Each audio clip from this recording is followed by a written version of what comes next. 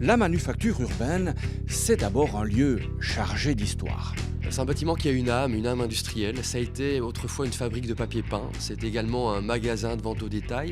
Mais ça a surtout été, c'est pour ça que beaucoup de gens le connaissent, la médiathèque, avant que le déménage il y a une quinzaine d'années vers le Palais des Beaux-Arts. Désormais, ce sera aussi un lieu de vie. Tous les jours de la semaine, sauf le dimanche, le public pourra toute la journée boire, goûter les produits, manger le midi, le soir. Donc c'est vraiment un lieu public, culturel également, puisqu'on va y organiser des événements, des concerts, des projections, des rencontres, des débats, des salons. Donc c'est vraiment un lieu de vie qui va s'inaugurer ici. À la manufacture, on manufacture également du pain, du café et surtout de la bière. On a 5 bières pour l'instant fixes. L'Asphalte qui a une stout assez légère, la Banclope qui est une bière ambrée assez fruitée, la Blanc-Seing, la Charleroi 350 qui est une triple et la Carolopils qui n'existe pas encore mais on fait des essais.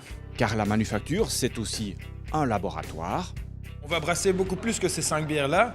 Donc c'est vraiment, on va brasser des bières de saison avec des épices ou des fruits de saison, enfin avec ce qu'on trouve un peu dans la région pendant la saison.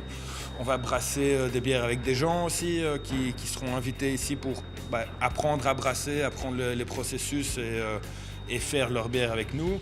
Bref, un nouveau concept basé sur la transparence et la proximité. On pourrait dire que c'est un peu à l'envers de la globalisation. Enfin, le monde est devenu d'un côté très grand, d'un autre côté très petit, parce qu'on a accès à tout en même temps, mais tout devient un peu anonyme. Et les gens ont de nouveau, à mon avis, pris le goût du local, justement, parce que là, on sait qui, par exemple, dans une petite brasserie, qui est le brasseur.